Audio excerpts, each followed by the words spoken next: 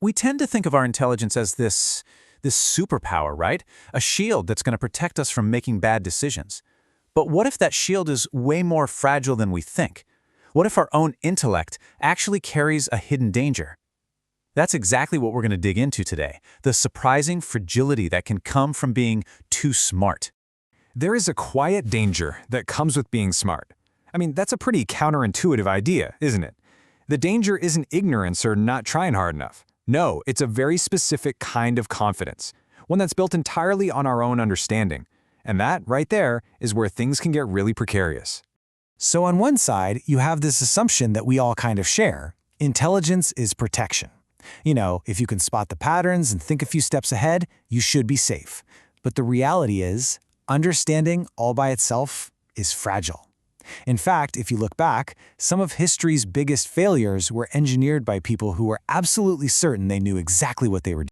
So let's really explore this too smart danger. It's this weird space where intellectual confidence, when it's not balanced out by something else, can lead to some of the most spectacular, most costly mistakes imaginable. Okay, so here's where intelligence really shines. It is excellent at explaining why something should work. Our minds are just incredible machines for rationalization. They can build this flawless, logical case for why a plan is perfect, why a strategy just makes sense on paper, and why success is pretty much inevitable. But here's the massive blind spot. While our intelligence is totally focused on the how, it is so much weaker at questioning whether something should even be done in the first place. It gets so busy trying to solve the puzzle that it completely fails to ask if it's even the right puzzle to be solving.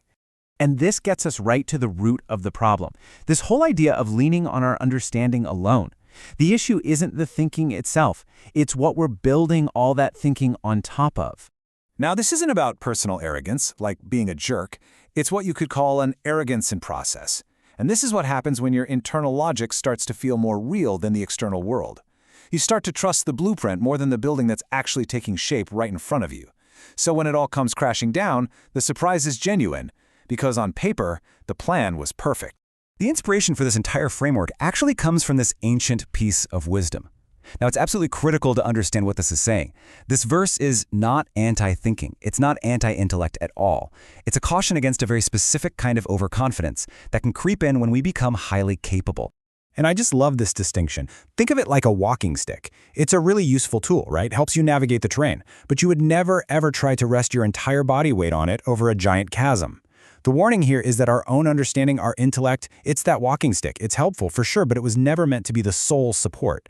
Which brings us to this really powerful metaphor. A hammer is a fantastic tool for building a house, but you would never build the house on the hammer itself. In the exact same way, intelligence is the tool we use to build our lives. But wisdom, or faith, or our core principles, that's the foundation. Okay, so if leaning on intelligence alone is the problem, what's the solution? Well, the answer lies in a totally new framework. It's not about thinking less. It's about asking a completely different set of questions. The kinds of questions that wisdom asks. And right here, this is the entire shift in mindset. Intelligence asks, does this make sense? Is my logic sound? See, it's an internal, self-validating kind of question. Wisdom, on the other hand, asks, what am I missing? This is an outward-looking question that starts from the assumption that your own perspective is incomplete. So here's the first question of wisdom. It pushes way past the immediate logical results. It forces you to think about second and third order consequences. It's not just about whether the plan works now, but what kind of future does this plan actually create? The second question is basically a stress test. Intelligence is fantastic at creating a perfect plan for a static, unchanging environment. But wisdom knows that life is anything but static. This question probes for fragility and pushes for resilience. It's asking, what happens when reality doesn't follow my beautiful script? And finally, we have the question of humility. This one acknowledges that no matter how smart you are, your understanding is always partial, your context is always incomplete. This question builds in a natural pause, a moment of restraint before you take that confident action. All right, let's bring all of this together into one cohesive idea. This isn't about choosing wisdom over intelligence. It's about finding the proper relationship between the two. It's about finding a path to true, durable strength. This right here, this pinpoints the exact moment where things go wrong for smart people. When a plan is crystal clear in your mind, it creates this powerful illusion of certainty. It just feels inevitable. But a clear path can still lead you right off a cliff. The key is to always remember that clarity and certainty are not the same thing. And this brings us to such a powerful reframing of this whole idea. Leaning on principles, seeking out guidance, or just trusting in something beyond your own immediate understanding, that isn't a sign of weakness. It's like adding rebar to concrete.